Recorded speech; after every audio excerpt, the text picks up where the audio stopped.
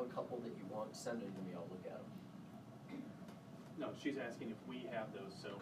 Yeah, no, I understand that. Yeah. You're saying they're in the library and you want them in zip forms. Yeah. Because, so Because send you them. use them a lot. Yeah, we'll look at them.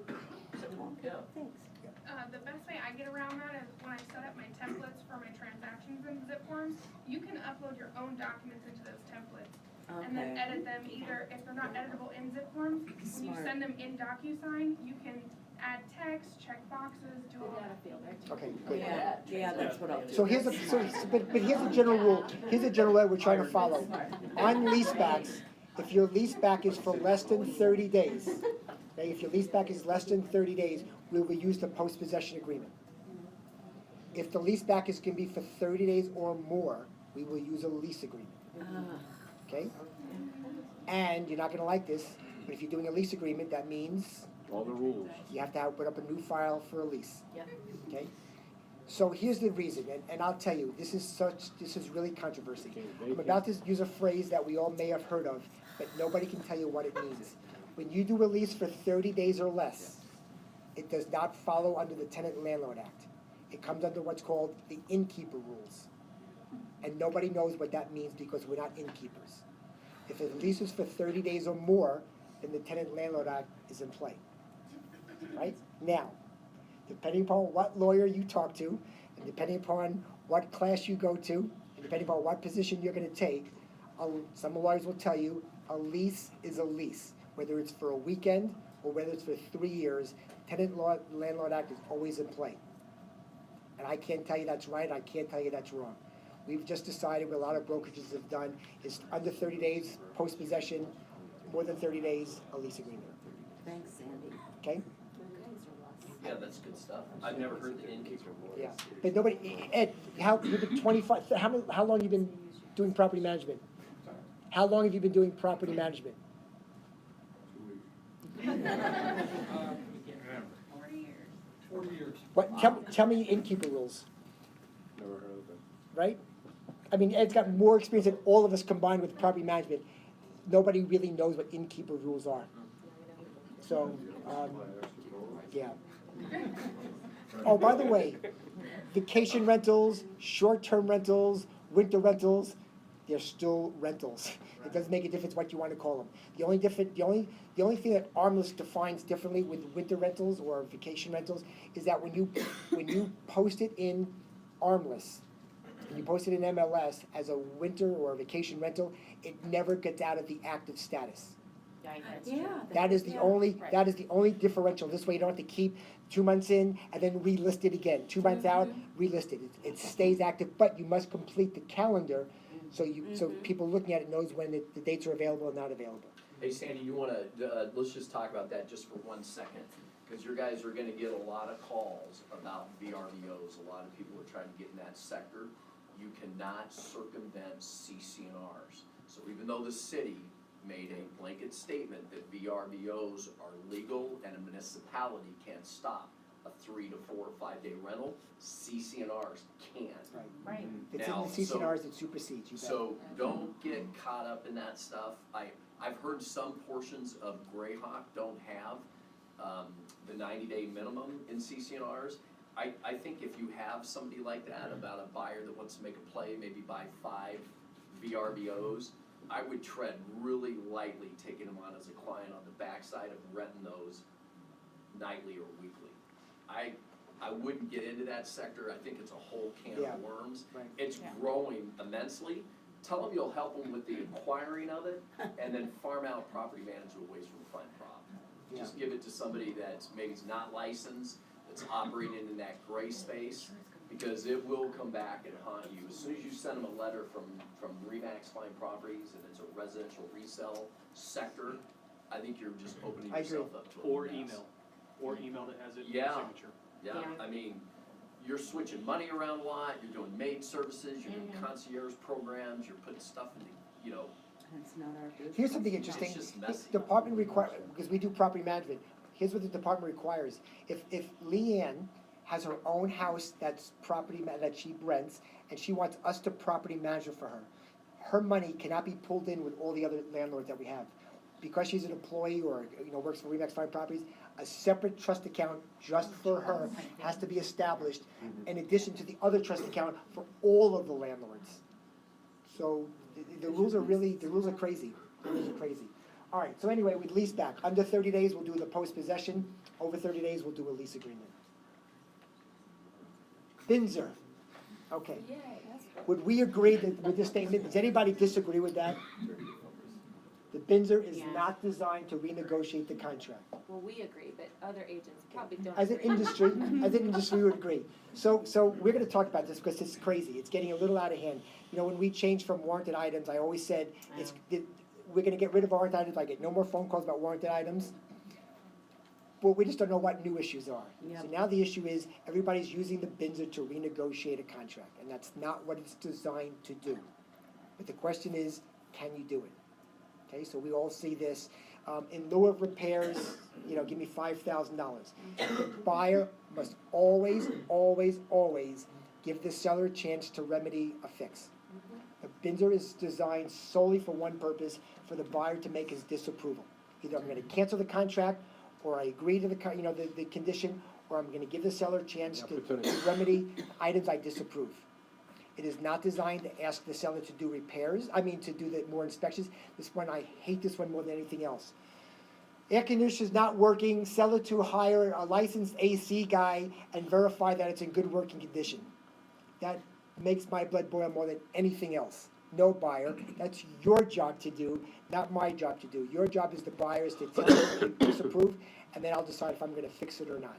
Don't ask me to make the inspection. I hate when, not AJF, but inspection companies, what they do is this, on all of them, and they say, you know, we check the windows, it appears to be fine, but you might wanna get it further evaluated by a licensed, contractor, or the Recommend it. pool, or the roof. That's not a signal for the buyer to say, okay, because the inspector said so, I want the seller to do so. It's a signal for the buyer to say, hey, buyer, we've done our best to inspect this. There might be further issues that are beyond our scope of, am I using the right words, our scope of our inspection? But you might want to get it further evaluated. That's for the buyer to do. So when we work with buyers, you just got to preface, and that's their job. You can't ask the seller, because what happens is now we get into issues. We just get into issues. The Binzer is not designed to renegotiate the contract, and I'm going to come back to that in a second. Fancy, Oh my gosh. Okay? Binzer can't change the terms of the contract. In lieu of making any repairs, the sales price shall now be, $495 from $500. That's not what a Binzer is, and I see that a lot. Well, the Benzer on the first round, On on the the- second round, the seller can respond accordingly to. I'll get to that, I'm yeah. sorry. But as far as, Okay. making the My bad. response, but even on the seller, you can't do that, and I'll explain that to you Oh, too. okay. Binzer is not designed to change the terms of the contract or to renegotiate the contract. The Binzer is designed for the buyer to disapprove any items related to the property and gives the seller chances to correct those items. That's solely what it's designed to do. So now, here's what is perfectly legal, and we see this a lot. Roof is in need of repair, replace roof, replace air conditioner, replace, whatever. In lieu of these repairs, the buyer would accept a credit for $5,000, or a buyer would accept a sales price of, $495. You can do that. You can ask for money in lieu of repairs, but you have to ask for repairs, right? You have to give the seller a chance to remedy. You just do. Give her an A or a B option, A or B. Yeah, It can go off the purchase price, it doesn't have to be for closing. you can do that, Okay. absolutely. Closing fees? You can do all of that stuff. Oh, okay. Title likes it better if it's credit though, so they don't have to change the, Well, then you have to Yeah. do an addendum, we'll get to that, it's one of my fancy little, unless it's half. one of my fancy Yeah, little bullet yeah. points, but yeah, but you have to give the seller, the seller doesn't have to change the price, doesn't have to give you a credit, and the seller can make the repairs. Right, Okay. right. So that's in its simplest forms. The buyer just cannot ask for money. So let's talk about that. So buyer says, based on home inspection report, he wants $10,000 worth of closing costs. So now we're the seller, and we know that that's illegal, it's an improper use of the Binzer. What do we do? So going back to Todd's case, or we talked about it earlier, with ambiguity, deal with it up front. Because you can say, you can not respond to that, and technically the buyer is on the hook to close without without expecting any repairs, because he didn't ask. But you don't wanna get into that situation, because you're just kicking the can down the road and it's gonna explode later on. It's just going to explode later on, because the buyer's thinking that, he's asked for something proper, you're not dealing with it, and so on. So what I suggest, even though the other side might be wrong, just deal with it up front. Can you do a Binzer more than once? No, right? One bite of the apple? So Helen sends me a Binzer and it says, $10,000 credit closing, I'm just gonna give you a chance to do it again. Give me a chance to remedy something. Now, on the other hand, if that's not a deal breaker, she sends me a Binzer for $10,000 and it's wrong, and my seller's okay with that, don't fight it. Do you wanna be right or you wanna be smart? Just do the deal. If you're wrong, Helen, but it's okay. Yeah. My buyer's in agreement, my seller's in agreement, let's just do the deal. Yeah. Make sense?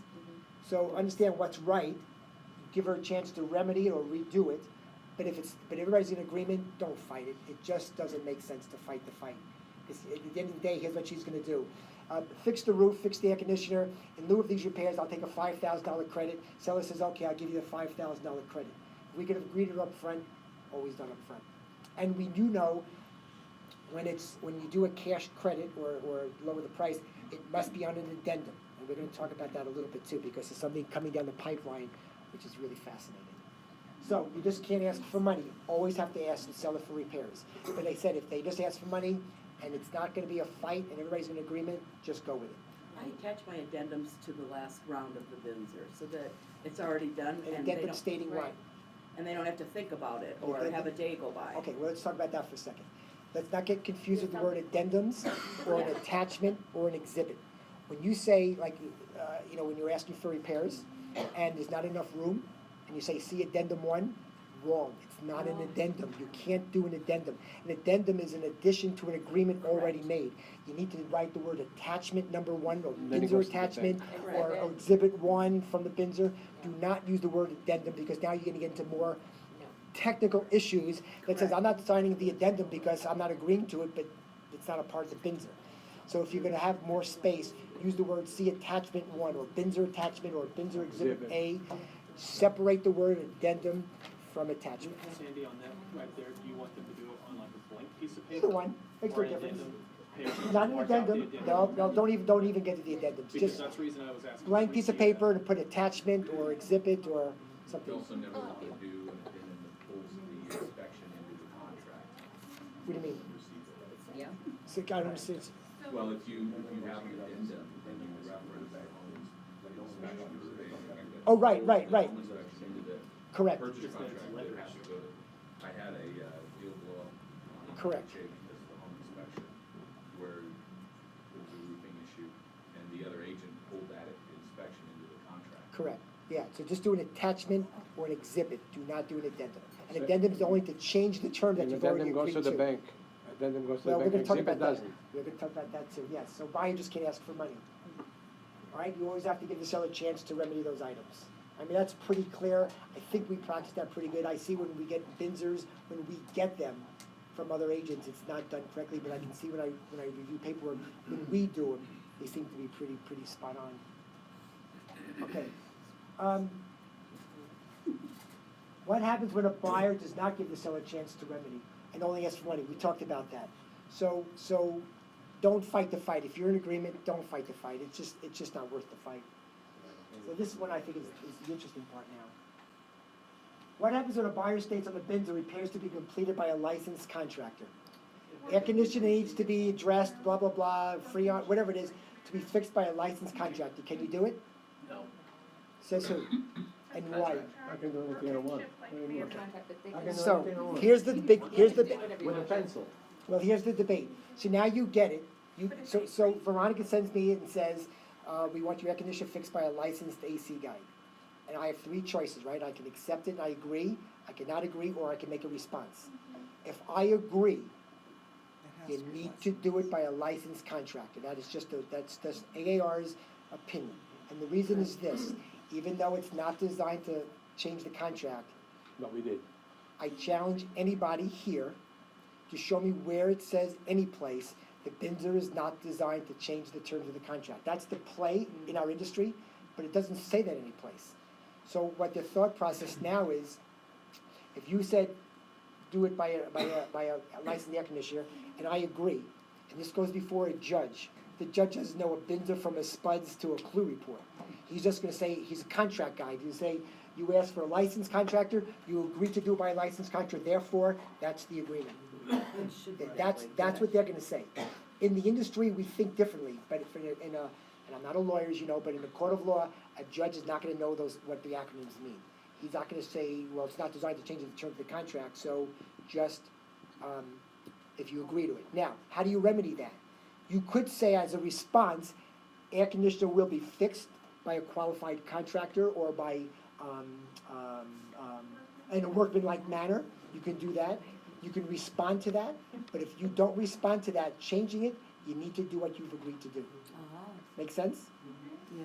I don't know that I agree with that, but that's the rule of thumb. You're an attorney, tell me. Well, yeah, but I'm not licensed to practice in Arizona, so don't ask me for a field license. But the observation that I have is if you ask for work that pursuant to state law requires a license to do, how can you ask somebody to do license required work who doesn't have the license? Because there's something called the handyman rule, and that's an Arizona thing. Any repairs that are $1,000 or less can be done by a handyman. Well, I'm not saying it's the right way to do it, No. But- It's above $1,000. then you have to use a contractor. Okay? So if the air conditioner is just Freon, and my brother-in-law is a pretty good at this stuff, and he's on a licensed contractor and it costs $300, I can hire him all day long. What's his phone number? So all I'm saying is, now, on the flip side, protect your seller. Just get a licensed guy and it's done. Any fallout in the future that the air conditioner wasn't fixed properly or anything, then it's on the air conditioner guy, it's not on the seller. The seller hires, my brother-in-law, who's responsible for that? What I if there's am. a problem You in the hire a attic? licensed guy who's responsible in the future, he is. What is the problem, electricity in the attic and some handyman comes and fix it and the house burns down? Now what do I Ask have? Don Matheson how much money it costs to him. Now what do I Raise have? raise your hands if you were with the company when the house burned down.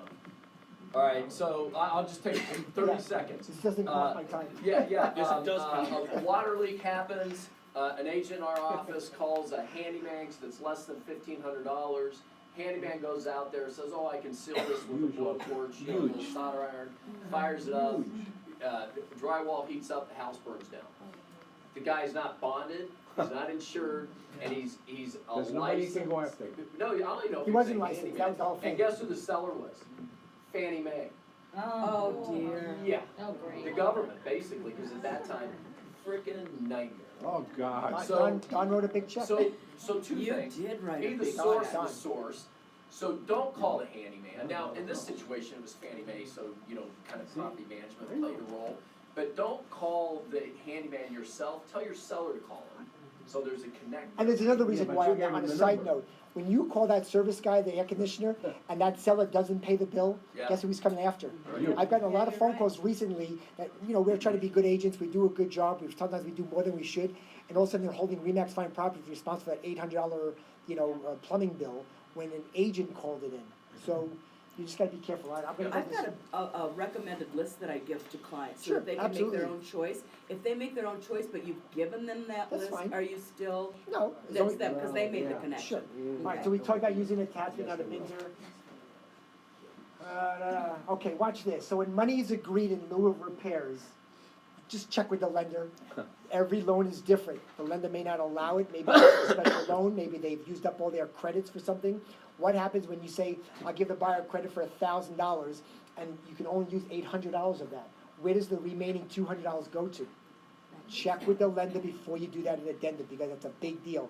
Buyer's expecting a full $1,000 credit, and you can only give them $800. You can't write him a check. Maybe there's some creative ways to do it, but check with the Reduce the lender. price of the house by 200. Maybe, but that's not giving the buyer the full credit, but that's another way of doing it, right? So always check with the lender to find out what's permissible or not. And we just actually had that happen. You have to write it on an addendum and the seller has to agree to it if you're on the buyer. Correct. Now, We can't you have to even- write an addendum, which is an agreement, right, which changes the terms of the contract. This is a new contract. Here's the big question about that, watch this. So we talked about this, right? The addendum is always given when money's being used in the repairs, not on the Binzer, right? You have to do a separate addendum because that's changing the terms of the contract. But here's the question I wanna go to. Is this fraud? Oh my God. This is coming down the pipeline, now think about this. Why does, the lenders do not get the addendum, get the BINZER? All they see is, and they don't wanna see an addendum, in lieu of roof repairs, buyer will get a credit of $1,000. Lenders don't wanna see that, They don't right? wanna see They the just wanna difference see in it. credit for $1,000, all is good. So the question now becomes, we know why we're doing it, are we committing fraud, Yes. okay? Think about that. You It's are. become the standard practice, Dodd-Frank. but I'm telling you, this is coming up in the industry with CFPB, and you bet it is. This fraud, because now we're telling the lender something we don't want to tell them. They don't, what if they reply and say, take that off the addendum, are we safe now? Think Tell them about to that. email it to you. I'm almost done, I promise. Oh, I know. Is Yeah, it, is it I've had fraud? it That's a big, I today. don't know if you're seeing it all, or, Today. I would, go ahead. So we have a question. Ben? Most of them will not agree to the I credit. mean, it's potential. I don't know the answer, I'm not gonna say Well, don't do I it. think we do know the answer. Get it done early, get the lender involved early on how it can be done, seller credit, reduction in sales price. As long as you get it done early and the lender can get the HUD-1 within that margin of error, whatever it is, I don't know, 0.0035%, whatever it is.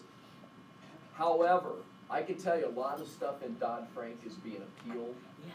And, you know, there's a lot of momentum Yes. going now in the other direction. But I think to answer your question, yes, it's today, yes, it's fraud. So just be careful when you're doing that. Yeah, but it's to the lender's advantage if you take it off the sales price. Why, so watch this, you could do that, but why are you doing it? In lieu of repairs. In lieu of repairs. That's not full But, disclosure, is it? But the lenders, in essence. the Watch this, Actually, not watch getting- this. We agree to give The lender's $1,000 not getting repairs to your defrauded. buyer in lieu of repairs, and we write that on an addendum. In lieu of roof repairs, I will give you $1,000 credit. Is the loan going through? The underwriters has to review. But if you reduce Hold price, on, you're not hold on, hold on, defrauding the hold on, bank. hold That's on. what I said about pulling the inspection into the, Yeah. you can kill your Is, deal. is the loan going through? Well, you're gonna open up to, now the underwriter's gonna Right. ask for a rooster, and then. You see, your rooster that's gonna why ask we for don't a do it. rooster. So the question is, are we not disclosing what we should be disclosing to the lender? But are you negotiating for repair requests, or are you negotiating because now you know the value of the property to the buyer? No, and that's the difference? because here's what happens. You do this one of two different ways. We agree on $1,000 repair. So now we've already done this verbally. So you're gonna write up a BINZER. And the BINZER's gonna say, as a buyer, I accept the property. And then there's a separate addendum stating $1,000 credit, and we're satisfied. Or you can write up the BINZER that says, fix the roof or give me $1,000 credit. I'm gonna write on my BINZER as a seller, I don't agree to anything, I'm not doing anything, right? And then you're gonna sign it that you accept it, and then we do an addendum. And that's the proper paperwork trail. Yeah. Right, there's two different trails, but at the end of the day, we're still not telling the lender You're still defrauding. that's, just put it out there. Just get the lender involved early and get it negotiated early so that everybody's on But- the same. Right, but it doesn't change anything, because you're still not telling the lender why you're doing what you're doing. Just putting it out there, kids, it's just, I'm telling you, you know, I go to a lot of these broker type meetings, these lawyer meetings, it's in the grassroots. What if the lender is the one Very that's great. saying? Of course, they're the one, yeah, we're all in this together.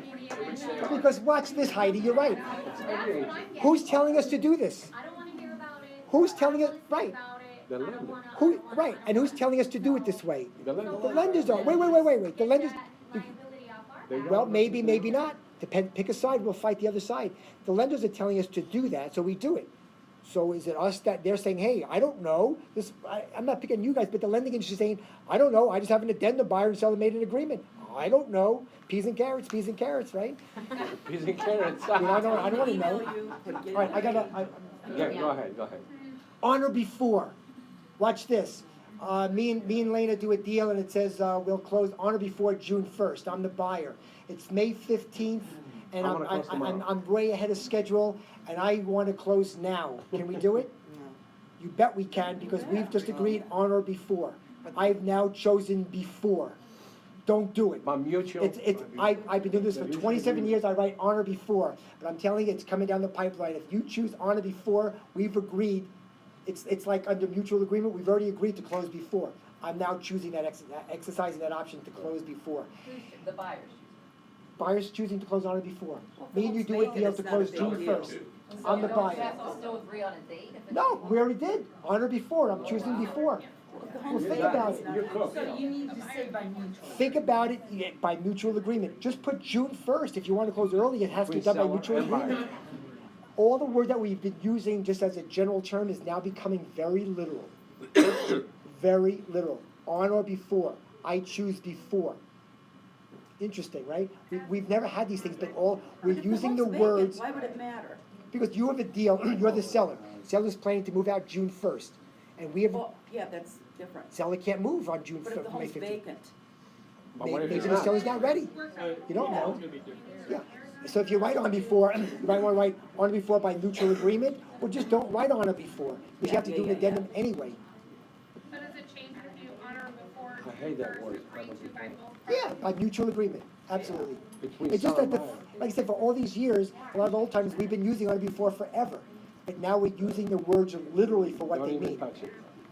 Dual agency, when you guys do a dual agent, I don't care if it's a single agency or a dual agency, on the contract, you have to check the box that says both buyer and seller.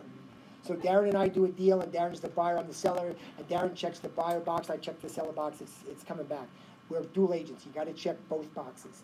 So here's what I've been doing recently, when we do our agency forms at the time of a listing or at the time of a buyer, we might just check the box that I represent the buyer exclusively. And if you don't check the box that you may be in a dual agency situation, there's nothing wrong with that agency form, it's perfectly right. So I don't send it back. But now you're in a dual agency situation, you're going to get that form that was approved, you're going to get it back because you have to have disclosed earlier that you have the potential of being a dual agent. Correct. So the dual agency by itself doesn't cover your agency. Agency tells the buyer or seller up front, I will either represent you as a seller exclusively or in a dual agency situation. Okay, so you have to do both. So if you're doing a dual agency, check both buyer and seller, because again, it's not you as an individual, it's Remax Fine Properties as a whole that represents both parties, and your agency form has to reflect the same, okay? Non-refundable earnest money, all I'm gonna say is, don't write it in there. If you're gonna make your money non-refundable, don't say, money becomes hard after inspection period, because that means nothing. It means zero. Use the forms that are given to us by AAR. There's a non-refundable clause that spells it all out in detail, it is not ambiguous. Once we start writing our own terms and conditions, it makes it really ambiguous, and that's where we get into our troubles. So if you're gonna make the money non-refundable, use the AAR forms, really important. If you're gonna use, well, you said there's the additional clause addendums, there's tons of them there, tons of them there. By the way, I wanna go back to this licensed contractor bit before I forget, and then I'm done. One way to overcome, if you want somebody to do by a licensed contractor, in your offer, in additional terms and conditions, write down the words, any AC work or roof work or whatever you require that may be requested on the BINSR shall be completed by a licensed contractor. Now you've agreed to it in the contract, it is no longer a BINSR, it's already been agreed to. So now you've agreed to in the contract to be done by a licensed contractor, not necessarily by the BINSR. will an underwriter get mad about that? No, absolutely not. No, because you disagree. It's like termites. Listen, despite what everybody thinks, termite requirements for conventional loans don't exist. They're not required. But those of us that write termites, if the termites are found to be treated, it now becomes a contract issue, not a BINSR issue, right? So by putting a licensed contractor for any AC work or electrical work, whatever, if you put into the contract, it becomes a contract issue, not a BINSR issue. So you don't have to sit there and fight changing the terms of the contract. Even the termites and the bins, Yeah. they leave it in the contract. Just use the AAR forms, that's what they're for, that it's already written up, non-refundable money after inspection period doesn't mean anything. When does the inspection period end? When does it start? Is it between the buyer's response? How about this one? After the inspection period, I saw one recently, after 21 days or whatever it was in the inspection period, buyer's money becomes non-refundable. But they didn't write the word unless there's a seller breach. So now the seller goes to close of escrow and changes his mind. Yeah, and risk of loss. Yeah, and risk of loss. So therefore, the buyer gets to keep the money. I mean, the seller gets to keep the money even though he was in default because it didn't say the words Okay, unless kill it's a me seller now. breach. He's been a violation of all of this. Yeah. So, but this is what gets us into trouble. And I think That's it. that's it. So, Good job, good job, Wow. good job, good job, sir. All right, we have one of our oh, agents. wait, can I say one more thing? No, you Licensed can't. I know you guys know this, I'm gonna tell you again. You can sign your own commission instructions. I know some title companies give you a hard time. Yeah. Just sign your own. You send it to me, I get 80 of these a day. Sign our own names. Sign, for sign your name. deals only, you can sign your But own. what They don't know how to should do we it. do when the title Then company? send it to me, I get it. Okay. You should put a If you letter wanna just together sign with my your name, I'm signature. okay with that, although, but. You should send a letter out to I've the done whole that twice already. company with your, you have? Yes. Put it in the library and fineprop.com. We need something, Then we can just. so then we don't have to Some bug companies you. won't accept it, I get it, but you can sign for your own commission. Wow.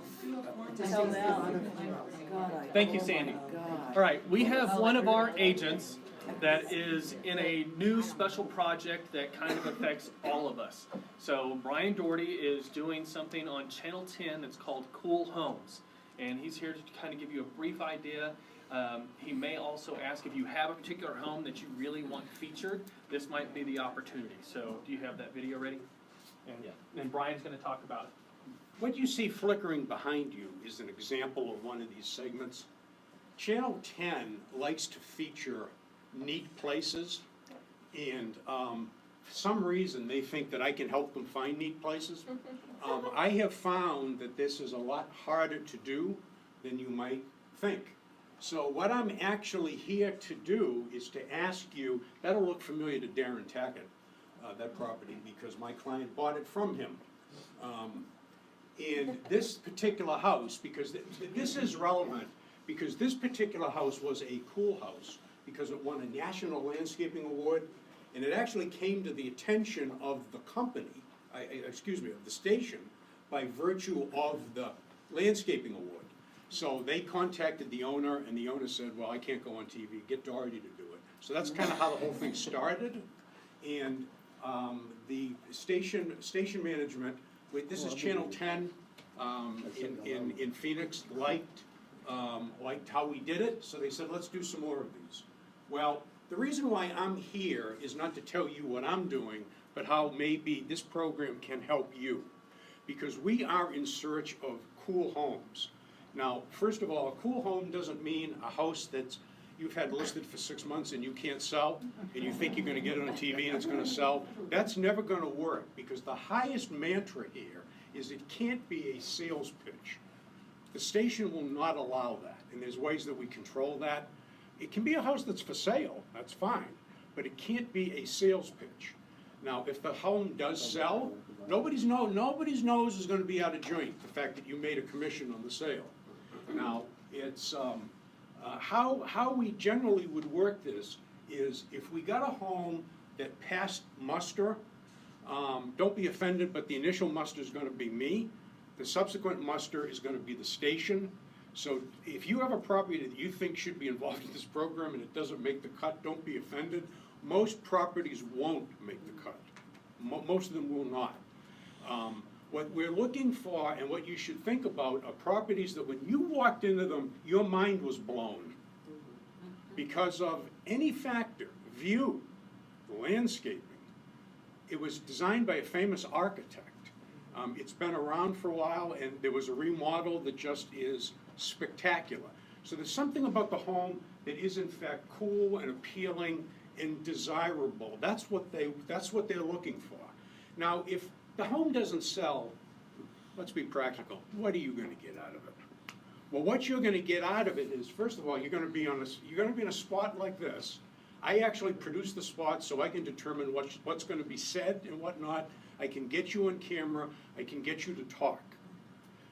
Actually, the way we control making it a sales pitch, don't worry, you won't make it a sales pitch because we won't let you, because we ask you questions about the house. Tell us about this, share with us some thoughts as to how this spectacular landscaping took place. So you can't say, call me at 123 and you can buy this house. That's not gonna, even if you said it, the station's gonna cut it anyway. So, in addition to the fact that you're on, you're gonna have this clip, and you can have the clip to use. You can put it on your YouTube page, put it on your Facebook page, use it in your advertising. So even if you don't sell the house, you might in fact get something of value about it. And don't limit yourself to houses that you have for sale. Maybe it's a house you just sold, okay? Saving the best for last. Maybe you've got an opportunity for a listing presentation that you know in your heart of hearts may be over your head. How about making part of your listing presentation? how would you like this home to be featured on Fox 10? Woo! That could in fact help some things, so. All right, so if you have any other questions, go. please reach out to Brian. Cool. It's one of those that can really help you out. Hey, Greg, can I introduce just a couple of, Angela with the Zalo team, you want to stand up and introduce yourself? You're So we Brian. have a few new agents here, so Angela. Yep. So what are you doing for Joe? What are you I'm doing? his transaction coordinator. Okay, great, so welcome. Thank you. Yeah. All right, Bree, Chase, stand up, introduce Bree and yourself, Chase. new agents. We just started about a week ago, so we're still brand new.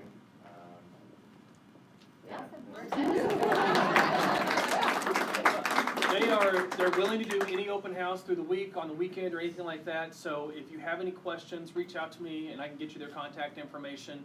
So they're very, very willing, they're very hungry to actually get into this business. So we're really super excited to have them. We also have Rob Woodward here. Oh, Rob. Good to meet everybody. Recently with Bank of America for over 13 years as vice president. Also in major department stores as store manager and as a buyer. So I'm excited to join Team Percorello and glad to be here. Thank you, Rob. All right, we also have in the Flagstaff office, we have Larry West. Hopefully he's up there in Flagstaff watching right now, so Larry's up there. We have a very good network with all of our agents in Flagstaff. So if you have somebody up there that is looking, we have plenty of people that are specialists up there.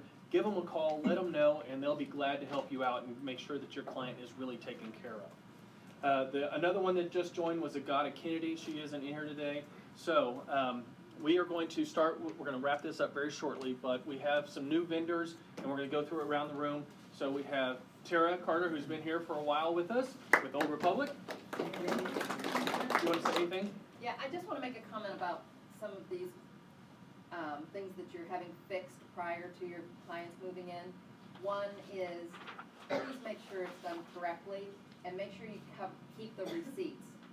Nightmare story I had, they recommended HVAC be checked, so the buyer's agent had the seller's agent get the HVAC guy. What did he do? He came out and put Freon in it, so it would blow cold air for a day. Oh. They move in, we send somebody out, there is no Freon in the unit at all. So do the right things for your buyers and you take control. Make sure you get the HVAC person out there because otherwise it may fall in their hands. So they're trying to work that out between the two companies now, so. If you have any questions, let me know. Fidelity National Title. Yes, good morning, Dallas Griffin with Fidelity National Title, based out of the Scottsdale and Deer Valley office in North Scottsdale. We do have our Client Appreciation Happy Hour a week from tomorrow, May 24th. We believe it's going to be at the new location, the VIG, up in Franklin Wright and Thompson Peak. They have not opened yet, but they're going to hopefully open by next week, so we will have that confirmed by Friday, hopefully, and get you guys an email invitation out by then. So please come, even if you're not a client yet, we would love to have you and get to know you and have a drink with you. You sure it's not Bell Road? It's on Bell. Bell. Thompson Peak and Bell. Yes. Across from You'll each get, other. you'll get the address.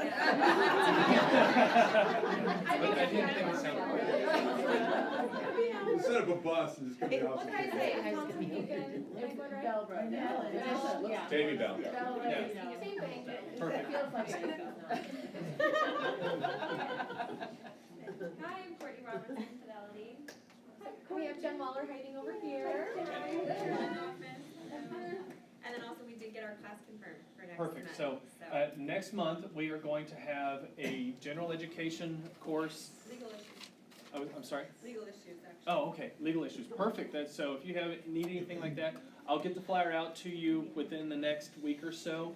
But it'll be right after our meeting next month, right behind Judy Lowe. So that's a great one to come to. Great class. So Brett will lead Secrets of MLS. yes, perfect secrets. Thank you. I forgot. All right. All right. Perfect. Yeah. Thank you. Bias team, Fairway, Mortgage. Obviously beyond just making sure your transaction goes smoothly, make sure your clients are happy, make sure you close on time. You know, we do a lot of cross marketing with what we do with the online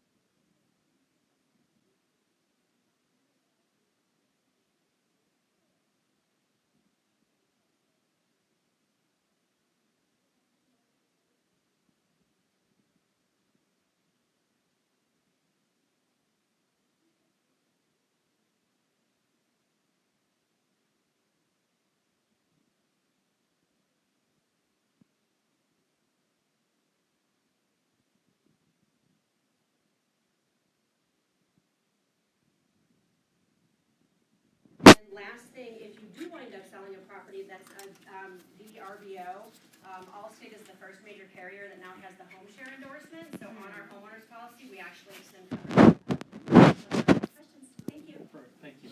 And I've had a lot of questions here lately asking about photographers. So we actually have one in-house, Deanne Martin. She has her own company. She coordinates everything. So Deanne.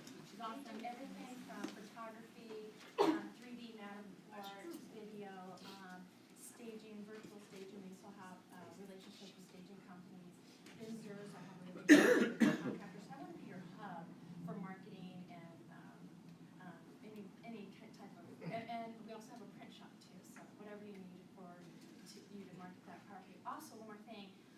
The Echo Dot. We are giving away an Echo Dot with 5 orders. If you make 5 orders between now and July 31st, we'll give you a free Echo Dot.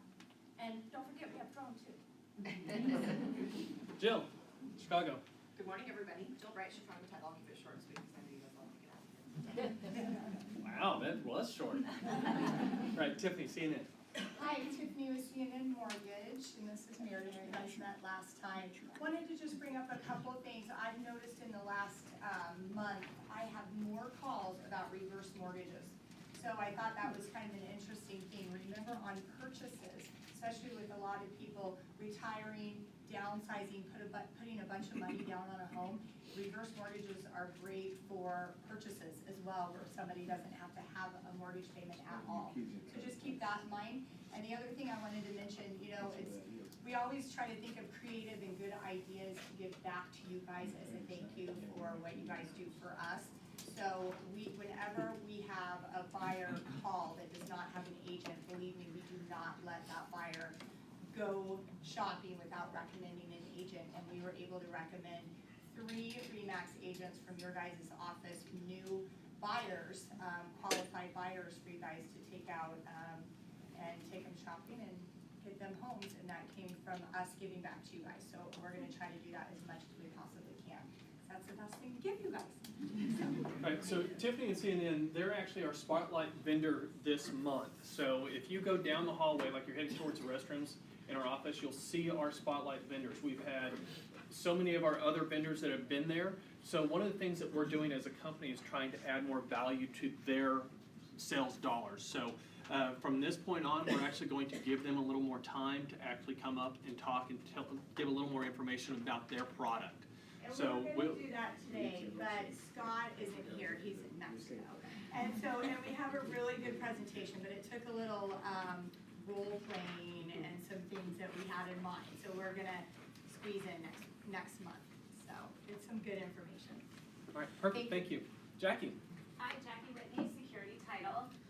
Some of you might have gotten my email yesterday, and a couple weeks ago we started marketing it, but we've got a great class tomorrow at SAR from 10 until noon. It's on landing pages and why they're important, and also niche marketing.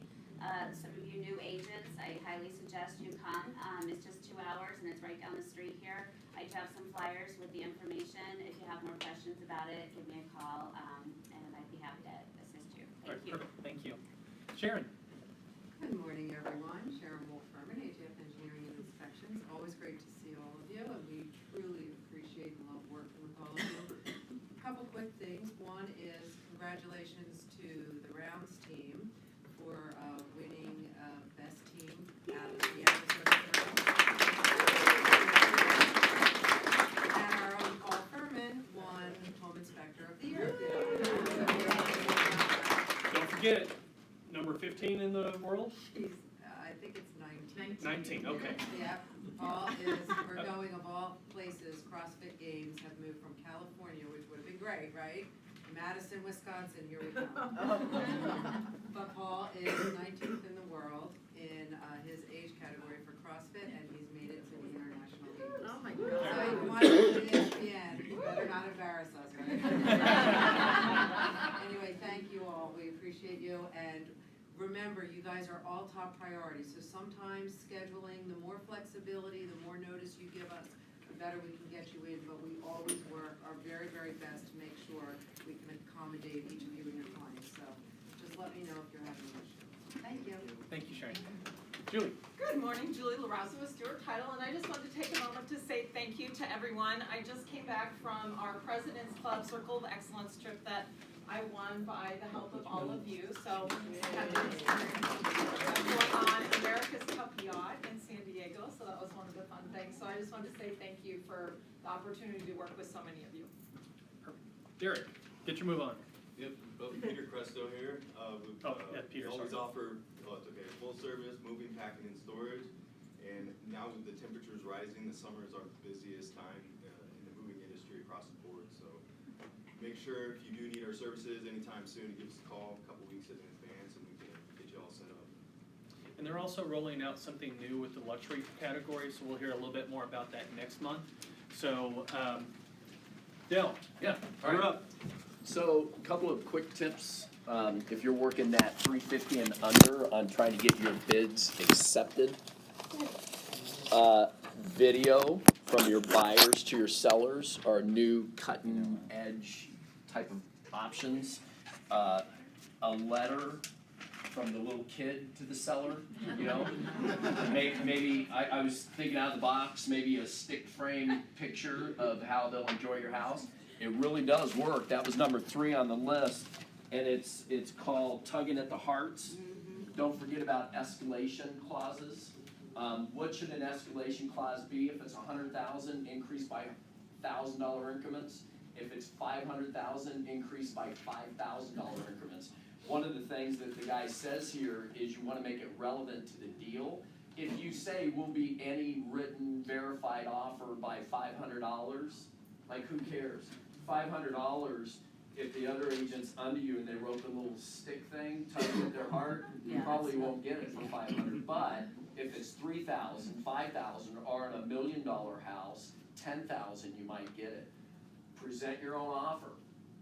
So if you want to be successful, present your own offer. Guys, I get it. If you write an offer for a buyer and you already worked with them for 3 days, you don't get that house, your job starts over. Yeah. It's better to work that deal all the way to the bitter end and get it done, right? And you can put in there that buyer requests that the buyer's agent presents the offer directly to the seller, and then the selling agent or the listing agent has to have it in writing if he blocks you. Did you guys know that? He can't impede you, or she can't impede you from presenting your buyer's offer, unless they have it in writing from their seller that says, no, just send my listing agent the offer. So hold true to that and you might get your offer accepted.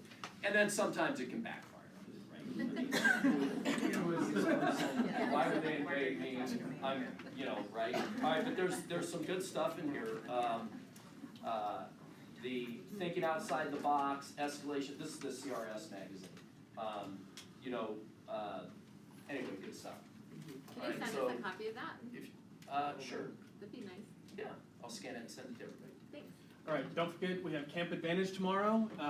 Other than that, have a great day. Thank you again for coming out. Sorry we ran late.